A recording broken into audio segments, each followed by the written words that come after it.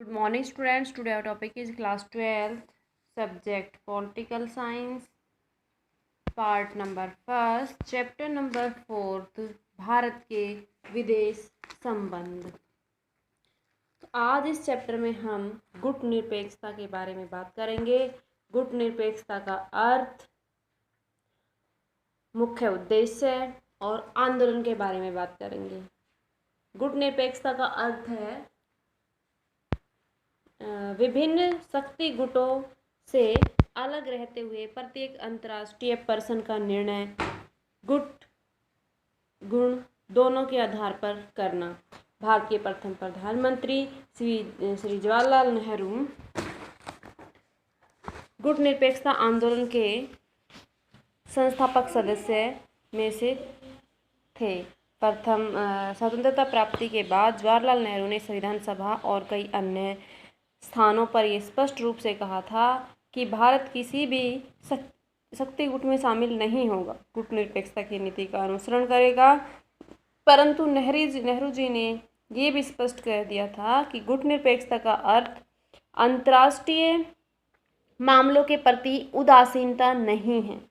गुट निरपेक्षता की नीति की व्याख्या करते हुए पंडित जवाहरलाल नेहरू ने भी कहा था कि जब हम यह कहते हैं कि हमारी नीति गुट निरपेक्षता की नीति है, तो ये इसका स्पष्ट अभिप्राय ये होता है कि हम किसी भी सैनिक गुट में शामिल नहीं हैं और ये कोई निषेधात्मक नीति नहीं है, अपितु ये सकारात्मक, निश्चित और गतिशील नीति है। परंतु जहाँ तक सैनिक गुटों और शीत युद्ध का संबंध है, तो हम अपने आप को किसी गुट के साथ नहीं जोड़ते हैं।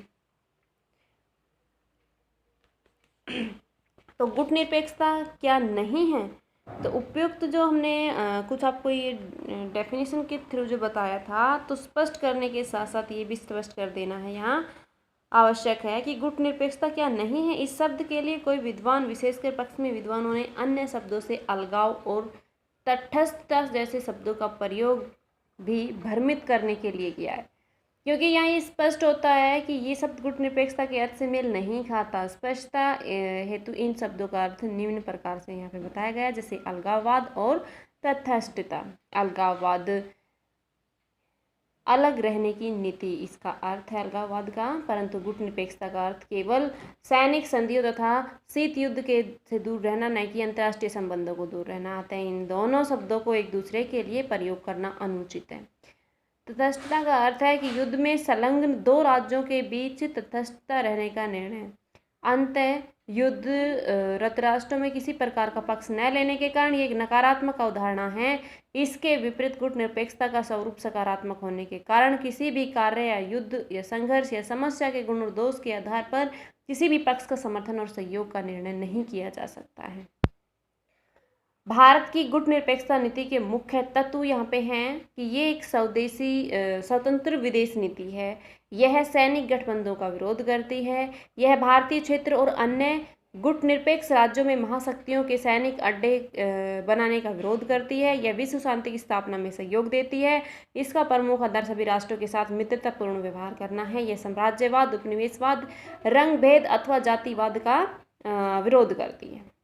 गुट निरपेक्षता के उद्देश्य या फिर सिद्धांत। गुट निरपेक्षता आंदोलन के बहुत सारे सिद्धांत या फिर उद्देश्य हैं। पॉइंट नंबर फर्स्ट होगा, गुट निरपेक्ष दोनों देशों की राष्ट्रीय स्वाधीनता, संप्रभुत्व, क्षेत्रीय अखंडता और सुरक्षा की रक्षा करना है। पॉइंट टू, साम्राज्यवाद, उपनिवेशवाद, नव उपनिवेशवाद, रंग भेदवाद, यहूदीवाद सहित नस्लवाद और विस्तारवाद के सभी रूपों, विदेशी कब्जे, आधिपत्य और प्रभुत्व का उन्मूलन करना है।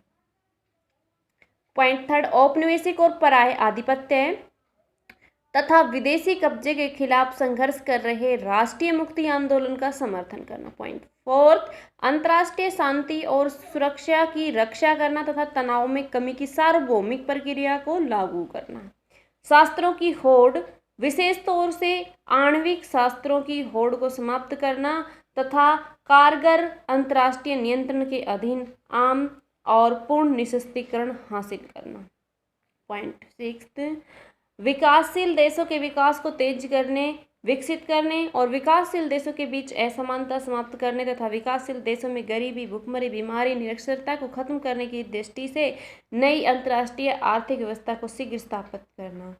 पॉइंट 7, सामूहिक आत्मनिर्भरता प्राप्त करने के उद्देश्य से गुटनिरपेक्षता और उच्च विकासशील देशों के बीच आर्थिक सहयोग को बढ़ावा देना, अंतर्राष्ट्रीय मामलों से संबंध रखने वाले मसलों में समानता के आधार पर भागीदारी करना, अन्य देशों में आंतरिक मामलों में विदेशी हस्तक्षेप तथा शक्ति का प्रयोग और उनको धमकी देने की प्रवृत्ति का उन्मूलन करना, अंतर्राष्ट्रीय सहयोग के विकास में महत्वपूर्ण पहलू के तौर पर तथा एक प्रभावपूर्ण उपकरण के रूप में संयुक्त राष्ट्र संघ को मजबूत बनाना तथा राष्ट्रों के बीच समानता, आर्थिक संबंधों की स्थापना करना, महाशक्तियों की संधियां, विशेषकर जो सैनिक संधियां होती है या गठबंधन तथा उनसे उत्पन्न होने वाली विभिन्न व्यवस्थाओं को भंग करना।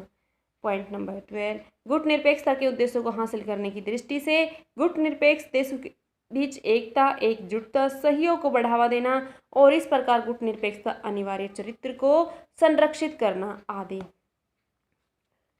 तो गुटनिरपेक्षता के इन सभी उद्देश्य के आधार पर यह कहा जा सकता है कि जो चीज़ शांति पर असर डालती है, जो उस राष्ट्रों की आज़ादी को कम करती है, जो कुछ भी अंतर्राष्ट्रीय आर्थिक असमानताओं को बढ़ावा देती है, वह सभी गुटनिरपेक्ष आंदोलन की चिंता के विषय हैं। तो आज हमारा चैप्टर यहाँ पे ऑफ हो चुका है।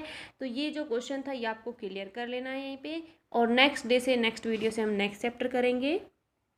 Thank you students, have a good day.